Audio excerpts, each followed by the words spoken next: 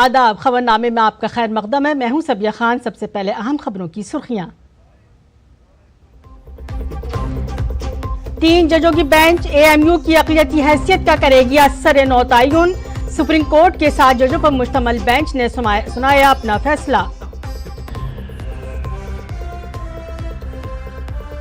महाराष्ट्र के नासिक और धुले में वज़ीर-ए-आज़म नरेंद्र मोदी ने आवाम से बीजेपी इत्तेहाद को वोट देने की अपील। अमित शाह ने महाराष्ट्र में रैली से किया खिताब, तो वहीं राहुल गांधी ने झारखंड में की रैली।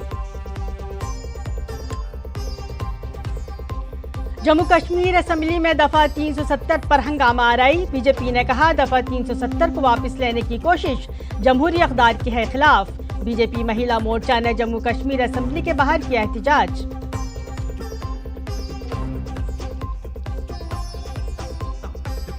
दिल्ली की हवा बदस्तूर खराब जुमरे में। दारुल हुकूमत में 10 मकामात पर AQI 400 से तजावुज।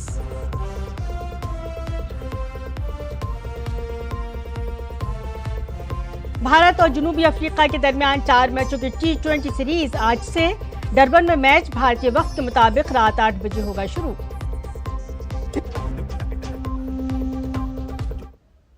खबरें तफसील से।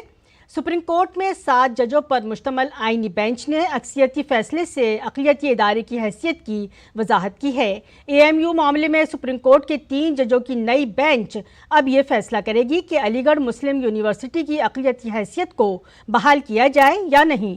चीफ जस्टिस DY चंद्रचूड़ की सदारत वाली सुप्रीम कोर्ट की आईनी बेंच ने आज इस मामले में अपना फैसला सुनाया। सुप्रीम कोर्ट ने 4-3 से 1967 के अजीज बादशाह के फैसले को मुस्तरद कर दिया, जिसकी बुनियाद पर AMU को अक़लियती दर्जा देने से इनकार कर दिया गया था। ताहम अदालत ने इस फैसले में दिए गए नताइज की बुनियाद पर AMU की अक़लियती हैसियत का नए सिरे से तयन करने का काम 3 जजों की बेंच पर छोड़ दिया है। साल 2019 से यह मामला 3 जजों की बेंच से सुप्रीम कोर्ट में 7 जजों की बेंच को दिया गया था। चीफ जस्टिस के अलावा जस्टिस संजीव खन्ना, सूर्यकांत, JP पासवाला, दीपांकर दत्ता, मनोज मिश्रा और SC शर्मा पर मुश्तमल बेंच ने इलाहाबाद हाई कोर्ट के इस फैसले की समाअत की, जिसमें हाई कोर्ट ने अलीगढ़ मुस्लिम यूनिवर्सिटी की अक़लियती हैसियत का दर्जा नहीं दिए जाने का फैसला किया था। हाई कोर्ट ने यह फैसला साल 2006 में दिया था। 67 का जो सुप्रीम कोर्ट का डिसीजन था अजीज बादशाह में, जिसमें AMU को नॉन माइनॉरिटी इंस्टीट्यूशन करार गया था, वो जजमेंट गलत है और उसे एक्सप्रेसली बाय मेजॉरिटी ऑफ 4 जजेस टुडे वो ओवर रूल कर दिया गया है। और इंस्टीट्यूशन को माइनॉरिटी इंस्टीट्यूशन होने के लिए हमारे आर्टिकल 30, हमारे संविधान के आर्टिकल 30 के अंदर क्या टेस्ट है, वो टेस्ट भी लेट डाउन कर दिया गया है। और क्या AMU एक्चुअली माइनॉरिटी इंस्टीट्यूशन है, उसके लिए एक छोटी जजेस की खंडपीठ अब ये इशू डिसाइड करेगी। अलीगढ़ मुस्लिम यूनिवर्सिटी की वाइस चांसलर नईमा खातून ने सुप्रीम कोर्ट के फैसले पर तबसरा किया है। उन्होंने कहा कि हम अदालत के फैसले का एहतराम करते हैं और आइंदा कार्रवाई के लिए अपने कानूनी माहिरीन से बातचीत करेंगे। We honor the judgment, that's all. We will wait and we will discuss with our expert for the next course of action. With our legal experts we will discuss and we will wait for the next course of action and we will have discussion with our legal experts. We have a team of legal experts. वज़ीर-ए-आज़म नरेंद्र मोदी ने आज महाराष्ट्र से अपनी इंतखाबी मुहिम की शुरुआत की है। महाराष्ट्र के धुले में एक जलसे आम से खिताब करते हुए उन्होंने महाविकास अघाड़ी को हदफ तनकीद बनाया। PM मोदी ने कहा कि महाविकास अघाड़ी की गाड़ी में सिर्फ ड्राइवर की सीट के लिए लड़ाई है। महाअघाड़ी की गाड़ी में वैसे भी ना पहिए हैं, ना ब्रेक है और ड्राइवर की सीट पर बैठने के लिए भी झगड़ा हो रहा है और चारों तरफ से भांति भांति के हॉर्न सुनाई दे रहे हैं। साथियों, राजनीति में आने पर हर किसी का अपना एक लक्ष्य होता है। हम जैसे लोग जनता को ईश्वर का रूप मानते हैं, जनता की सेवा के लिए राजनीति में आए हैं। वही कुछ लोगों की राजनीति का आधार है लोगों को लूटना। जब लोगों को लूटने की नीयत वाले महाअगाड़ी जैसे लोग सरकार में आ जाते हैं तो वो विकास ठप कर देते हैं, हर योजना में भ्रष्टाचार करते हैं। वज़ीर-ए-आज़म नरेंद्र मोदी ने नासिक में एक जलसे आम से खिताब करते हुए कहा कि महाराष्ट्र मुल्क में जदीद इंफ्रास्ट्रक्चर प्रोजेक्टों में बहुत आगे है। वज़ीर-ए-आज़म ने महाराष्ट्र के लोगों के दरमियान अपनी हुकूमत के कामों को भी शुमार कराया। महाराष्ट्र किस स्पीड से आगे बढ़ सकता है, पिछले 2.5 वर्ष में महायुति सरकार ने दिखाया है। आज देश में आधुनिक इंफ्रास्ट्रक्चर के प्रोजेक्ट्स में महाराष्ट्र बहुत आगे है। यहां हाईवे और एक्सप्रेस वे बन रहे हैं। आधुनिक टेक्नोलॉजी से जुड़े क्षेत्रों में महाराष्ट्र में निवेश हो रहा है। वज़ीर-ए-आज़म नरेंद्र मोदी ने महाराष्ट्र असेंबली इंतखाबात की इंतखाबी तशहीर शुरू कर दी है। उन्होंने धुले और नासिक में जलसों से खिताब किया। उन्होंने महाविकास अघाड़ी को हदफ तनकीद बनाया। वज़ीर-ए-आज़म ने कहा कि महाविकास अघाड़ी की गाड़ी में सिर्फ ड्राइवर की सीट के लिए लड़ाई है। महाअघाड़ी की गाड़ी में वैसे भी ना पहिए हैं, ना ब्रेक है और ड्राइवर की सीट पर बैठने के लिए भी झगड़ा हो रहा है। कांग्रेस लीडर राहुल गांधी ने झारखंड में एक जलसे आम में कहा कि तरक्की के नाम पर कबायलियों की जमीनें छीनी जा रही हैं। उन्होंने कहा कि हमारी हुकूमत चाहती है कि कबायलियों के बच्चे भी पढ़ लिख कर डॉक्टर और इंजीनियर बने। मेरा शब्द निकाला है विकास। विकास का मतलब जहां भी आदिवासियों की जमीनें उठा के ले जाओ, यह है इनका विकास। और हम चाहते हैं कि अगर आपकी जमीन जाए तो आपसे पूछ कर जाए, और अगर आपने अपनी जमीन दी तो आपको उस जमीन का सही दाम मिले। हम चाहते हैं कि आदिवासियों को शिक्षा मिले, उनके बच्चे, आपके बच्चे इंजीनियर बने, डॉक्टर बने, लॉयर बने। मरकजी वजीर दाखिला और बीजेपी के सीनियर लीडर अमित शाह ने अक़लियतों की खुशनुदी के मामले पर महाविकास अघाड़ी को घेरा है। महाराष्ट्र के शराला में एक इंतखाबी रैली में उन्होंने महाविकास अघाड़ी को हदफ तनकीद बनाते हुए कहा कि अगर महाअघाड़ी इक़्तिदार में आती है तो वो किसानों की अराजी वक्फ बोर्ड को दे देगी। मैं पवार साहब को पूछने आया, उद्धव जी को पूछना चाहता हूं, मुझे बताइए वक्फ बोर्ड का आप समर्थन करोगे या विरोध करोगे? वो जवाब नहीं देंगे। मैं आपको बता देता हूं, वो वक्फ बोर्ड का विरोध करेंगे सिराला वालों।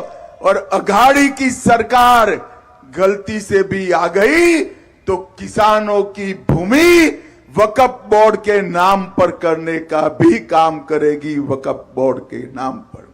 मगर आप चिंता मत करो, केंद्र में आप लोगों ने नरेंद्र मोदी सरकार बनाई है, नरेंद्र मोदी सरकार। कराड़ साउथ की इंतखाबी रैली में मरकजी वजीर दाखिला अमित शाह ने कांग्रेस की ज़ेर इक़्तिदार रियासतों की ख़राब माली हालत पर तंज़ किया। उन्होंने कांग्रेस को मशवरा दिया कि अगर इसमें वादे पूरे करने की सलाहियत नहीं है तो उसे वादे नहीं करने चाहिए। हमारे वादे आपकी तरह नहीं होते। नरेंद्र मोदी जी जो कहते हैं वो करते हैं। भारतीय जनता पार्टी का वादा पत्थर पर लकीर होता है। कर्नाटक में चुनाव था, हिमाचल में चुनाव था, तेलंगाना में चुनाव था। आपने वादों का पिटारा खोला, चुनाव जीत गए और अब तो खरगे जी भी कहते हैं भैया संभल कर वादा करो, पूरा नहीं होता है। उत्तर प्रदेश की 9 असेंबली सीटों पर होने वाले ज़िमनी इंतखाबात को लेकर सियासी सरगर्मियां तेज हो गई हैं। उत्तर प्रदेश के वजीर आला योगी आदित्यनाथ ने मुजफ्फरनगर के मीरापुर असेंबली हलके में इंतखाबी रैली निकाली। इस दौरान जलसे आम से खिताब करते हुए सीएम योगी ने कहा कि कांग्रेस और समाजवादी पार्टी को जम्मू कश्मीर असेंबली में दफ़ा 370 को दोबारा नाफिज करने की तजवीज़ पर अपना मौक़िफ़ वाज़े करना चाहिए। जम्मू कश्मीर विधानसभा के अंदर उस प्रस्ताव को देखा होगा जिसमें उन्होंने कहा है कि हम कश्मीर के अंदर धारा 370 को फिर से बहाल करेंगे, यानी आतंकवाद की जड़ जो धारा 370 है, जिसे 5 अगस्त 2019 को प्रधानमंत्री मोदी जी ने हमेशा के लिए समाप्त कर दिया है। कांग्रेस और समाजवादी पार्टी को अपनी स्थिति स्पष्ट करनी चाहिए। ये फिलिस्तीन के नाम पर आंसू बहाने वाले लोग, पाकिस्तान के नाम पर आंसू बहाने वाले लोग जम्मू कश्मीर के इस मुद्दे पर मौन क्यों बने बैठे हैं? जम्मू कश्मीर असेंबली में आज फिर हंगामा बरपा हुआ। आर्टिकल 370 को हटाने की तजवीज़ को लेकर गुज़श्ता 2 दिनों से यहां सरकार और अपोजिशन के दरमियान ज़बरदस्त इख्तिलाफ देखने को मिल रहा है। दरअसल अब्दुल्ला हुकूमत ने ऐवान में दफ़ा 370 की बहाली की तजवीज़ पेश की, जिसके बाद ऐवान में नेशनल कॉन्फ्रेंस और बीजेपी अरकान असेंबली के दरमियान ज़बरदस्त इख्तिलाफ देखने को मिल रहा है। आज की कार्रवाई जैसे ही शुरू हुई, एक बार फिर मार्शल का सहारा लेना पड़ा। अवामी इत्तेहाद पार्टी के एमएलए खुर्शीद अहमद शेख को मार्शल्स ने ऐवान से बाहर निकाला। खुर्शीद अहमद शेख अवामी इत्तेहाद पार्टी के एमएलए इंजीनियर रशीद के भाई हैं।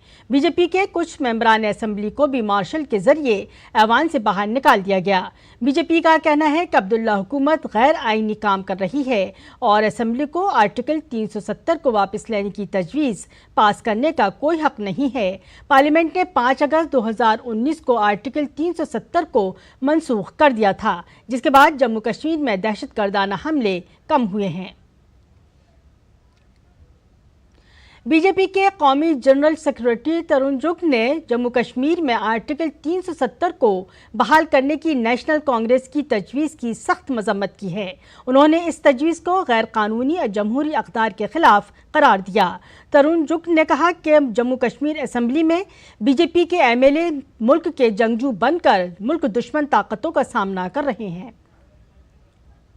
जम्मू कश्मीर की विधानसभा में लाया गया प्रस्ताव गैर कानूनी है, गैर संवैधानिक है, संवैधानिक परंपराओं के, लोकतांत्रिक परंपराओं के विरुद्ध है। जिस 370 और 35A को 5 अगस्त 2019 को भारत की सबसे बड़ी पंचायत लोकसभा राज्यसभा ने परास्त कर दिया और देश के सर्वोच्च न्यायालय ने उसकी समाप्ति पर मोहर लगा दी, उसके बाद विधानसभा में इस पर प्रस्ताव पास करना हास्यास्पद है, एक मजाक की तरह है। भारतीय जनता पार्टी जम्मू कश्मीर में लोकतंत्र की हत्या नहीं होने देगी।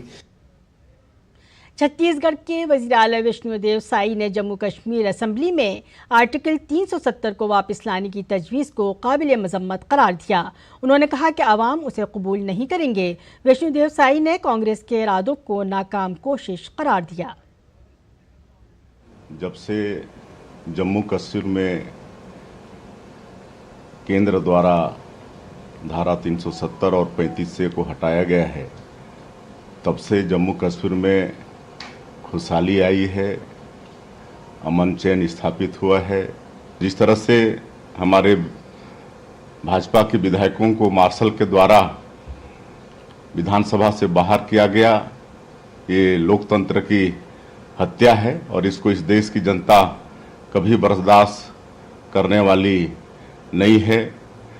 कांग्रेस फिर से इस जम्मू कश्मीर में अशांति बहाल करना चाहती है, वो कभी अपने मंसूबे पर कामयाब नहीं होने वाली है। जम्मू कश्मीर के सोपुर में फौज ने एक तसादुम में 2 दहशतगर्दों को हलाक कर दिया है। इत्तला के मुताबिक जम्मू कश्मीर के सोपुर में सिक्योरिटी फोर्सेस और दहशतगर्दों के दरमियान तसादुम जारी था और सिक्योरिटी फोर्सेस ने 2-3 दहशतगर्दों का मुहासरा कर लिया था। कल रात से तसादुम जारी है और जम्मू कश्मीर पुलिस ने पूरे इलाके को घेरे में ले लिया है और मुकम्मल निगरानी की जा रही है। शुमाली कश्मीर में पिछले कुछ दिनों में सिक्योरिटी फोर्सेस और दहशतगर्दों के दरमियान ये तीसरा एनकाउंटर है। आला हुक्काम ने बताया कि तसादुम उस वक्त हुआ जब सिक्योरिटी फोर्स ने इलाके में तलाशी मुहिम शुरू की है। दोनों जानिब से अब भी वक्फे से फायरिंग का सिलसिला जारी है। जम्मू कश्मीर के जिला किश्तवाड़ के जंगलाती इलाके में दहशतगर्दों के जरिए विलेज डिफेंस कमेटी के 2 अरकान के अगवा और कत्ल का वाक़या सामने आया है। एक सरकारी बयान के मुताबिक मकतूल VDC अरकान की लाशें बरामद कर ली गई हैं और उनकी शनाख्त नज़ीर अहमद और कुलदीप कुमार के तौर पर की गई है। उनके कातिलों का सुराग लगाने के लिए बड़े पैमाने पर तलाशी मुहिम शुरू कर दी गई है। जम्मू कश्मीर के वज़ीर आला उमर अब्दुल्ला और नेशनल कॉन्फ्रेंस के सदर फारूक अब्दुल्ला ने वाक़े की मजम्मत की है। इसी सिलसिले में VDC गांव के दिफाई ग्रुप के 2 अरकान के कत्ल के खिलाफ मकामी लोगों ने एहतजाज भी किया। वज़ीर ख़ारजा S जयशंकर ने अपने दौरे सिंगापुर का आगाज़ सिंगापुर के नायब वज़ीर आज़म और वज़ीर तिजारत और सनअत गान किम जुंग से मुलाकात करके किया। उन्होंने सोशल मीडिया पर एक पोस्ट में इस मुलाकात का तस्करा किया। उन्होंने लिखा, सनअती पार्क्स, सब्ज़ तवानाई, हुनरमंदी की तरक्की, इख्तिरात और सेमी कंडक्टर पर तवज्जो मरकूज़ करते हुए दोनों ममालिक के दरमियान मौजूदा शराकत दारी को आगे बढ़ाने पर तबादला ख्याल किया गया। वज़ीर ख़ारजा ने सिंगापुर में ASEAN India think tank network की 8वीं गोल मेज़ कॉन्फ्रेंस से भी खिताब किया। सिंगापुर भारत ताल्लुकात को मज़ीद मजबूत बनाने के बारे में उन्होंने कहा कि मोदी हुकूमत का मकसद मुल्क में 12 नए सनअती पार्क्स कायम करना है। इस कदम से सलाहियतों और हुनरमंदी में मज़ीद निखार आएगा। To accelerate these trends, the Modi government has announced the establishment of 12 new industrial parks. It has also doubled down on infrastructure building that has made so much progress already in the last decade. Along with that, there is a deepening focus on enhancing the quality of India's talents and skills through vocational training, internships, and expanding the education sector.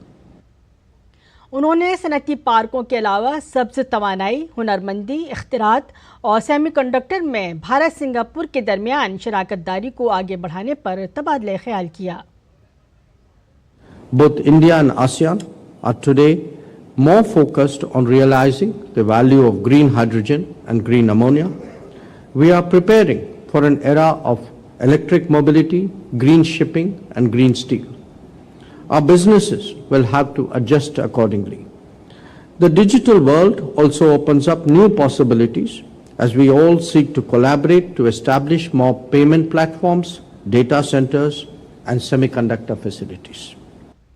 रूसी सदर Vladimir Putin ने भारत को एक अजीम ताकत और दुनिया की सबसे बड़ी और बढ़ती हुई मईशत करार दिया है।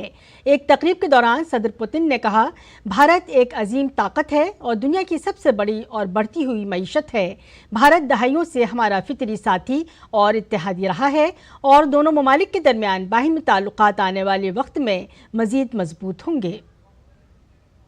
I think that we should certainly add India to the list of great powers. 1.5 billion people, the largest growing economy among major economies.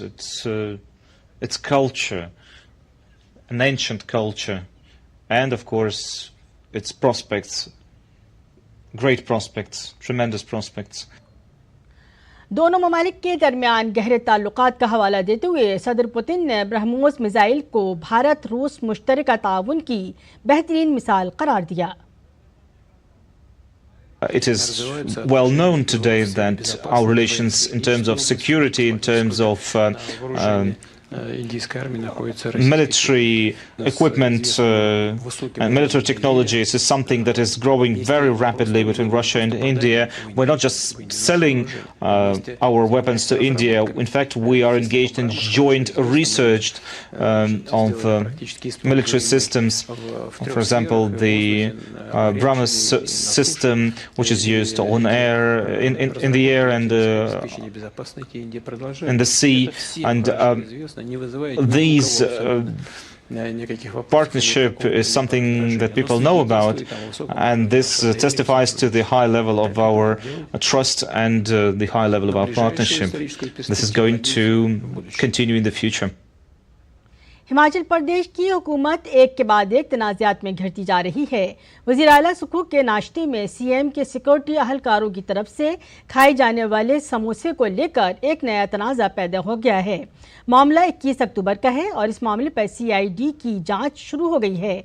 समोसे तनाज़ों पर आज जब वज़ीर आला सुखविंदर सिंह सुक्खू से सवाल किया गया तो उन्होंने सवाल का जवाब देने के बजाय शुक्रिया कहकर सवाल को टाल दिया। इसके साथ ही बीजेपी ने समोसे तनाज़ों पर हुकूमत को घेरना शुरू कर दिया है और सुक्खू हुकूमत पर रियासत की तरक्की की फिक्र के बजाय समोसे की फिक्र की बात कही है। जिस तरह से हिमाचल सरकार के सीआईडी विभाग ने एक बैठक में मुख्यमंत्री महोदय के लिए मंगवाए समोसे मुख्यमंत्री तक न पहुंचने की घटना की जांच करवाई, उससे यह सरकार जनता के बीच हास्य की पात्र बन गई है। इस घटना से हिमाचल प्रदेश के अधिकारियों कर्मचारियों में तालमेल की कमी और लापरवाही तो उजागर होती ही है, बल्कि अनेक प्रश्न भी खड़े होते हैं। भारतीय जनता पार्टी का मानना है कि हिमाचल प्रदेश के सीआईडी विभाग के पास समोसों की जांच करने का समय तो है, परंतु मुख्यमंत्री कार्यालय में जो भ्रष्टाचार के आरोप लगे उसकी जांच करने का समय नहीं। दिल्ली को छोड़कर शुमाल भारत की दीगर रियासतों में आहिस्ता आहिस्ता सर्दी आ रही है। कुछ रियासतों में दर्जे हरारत गिर रहा है। महकमा मौसमियात के मुताबिक 10 नवंबर के बाद उत्तर प्रदेश और बिहार में सर्दी मजीद बढ़ जाएगी। आईएमडी ने अंडमान और निकोबार, तमिलनाडु, पुडुचेरी और कराईकल में आज मूसलाधार बारिश के लिए येलो अलर्ट जारी किया है। केरल, नागालैंड, मणिपुर और मिजोरम में आज से अगले 2 दिनों में हल्की से दरमियानी बारिश हो सकती है। सिक्किम, आसाम, मेघालय और अरुणाचल प्रदेश में हल्की बारिश हो सकती है।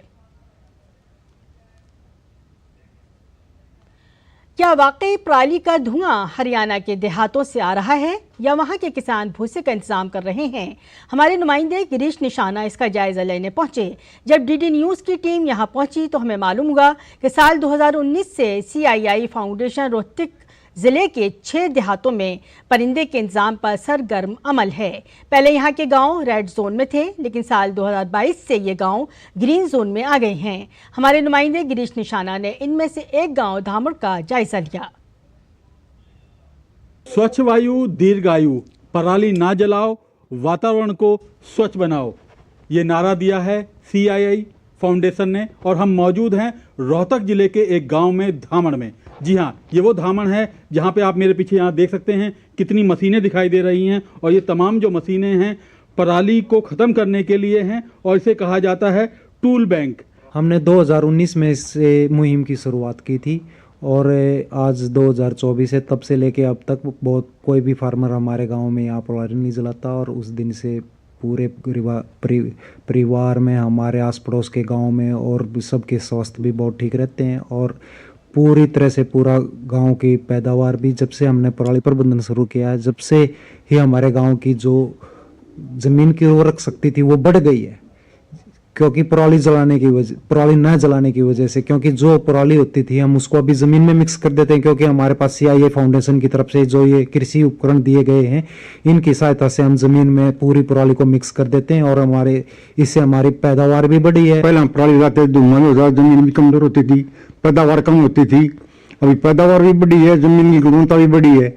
ड्रिल मशीन है, सुपर सीडर है, हैप्पी सीडर है, मल्टीप्लाव है, मल्चर है, ये सब मशीनें यूज करते हैं। प्रदूषण भी खत्म हो गया और खाद का काम भी करने लगी, पराली में जमीन का मिक्स हो जाए। हमारी उपजाऊ शक्ति भी जमीन में बढ़ी है, फसल में भी फर्क पड़ा है, जमीन भी सुधर रही है और इनकम भी ज्यादा हो रही है। और ये इसमें प्रदूषण में भी बहुत फर्क पड़ गया है जी। प्रदूषण में बहुत ही कमी आ गई, पराली ने जलाने पर और स्वास्थ्य भी ठीक रहता है और जमीन में जो है ताकत भी बढ़ी है। कहीं ना कहीं पराली एक समस्या थी और दिल्ली एनसीआर वाले प्रदूषण से कहीं ना कहीं जूझ रहे थे। जैसे कहा जाता है कि हरियाणा की वजह से प्रदूषण फैल रहा है, पराली जलाने की वजह से हो रहा है, लेकिन सच्चाई तो ये है रोहतक जिले के इस तरह के 6 गांव हैं जहां पर पूरी तरह से CII फाउंडेशन अपना हस्तक्षेप कर रहा है और वर्ष 2019 में CII ने यहां पर हस्तक्षेप किया। उसके बाद से लगातार 2022 से ये जो गांव हैं रेड जोन से ग्रीन जोन में आ गए हैं। कैमरामैन कमलेश कुमार के साथ गिरीश निशाना, DD न्यूज, रोहतक, हरियाणा। भारत और जनूबी अफ्रीका के दरमियान T20 सीरीज का आज आगाज होगा। 4 मैचों की सीरीज का पहला मैच डरबन में खेला जाएगा। इस साल T20 और वर्ल्ड कप के फाइनल के बाद ये पहला मौका है जब दोनों टीमें आमने सामने होंगी। अक्षर पटेल के अलावा न्यूजीलैंड के खिलाफ टेस्ट सीरीज हारने वाली टीम का कोई भी चेहरा जनूबी अफ्रीका के खिलाफ T20 सीरीज में नजर नहीं आएगा। यहाँ तक कि टीम के कोच गौतम गंभीर नहीं बल्कि VVS लक्ष्मण होंगे। और इसी पर आज का बुलेटिन खत्म हुआ। इजाजत दीजिए, आदाब।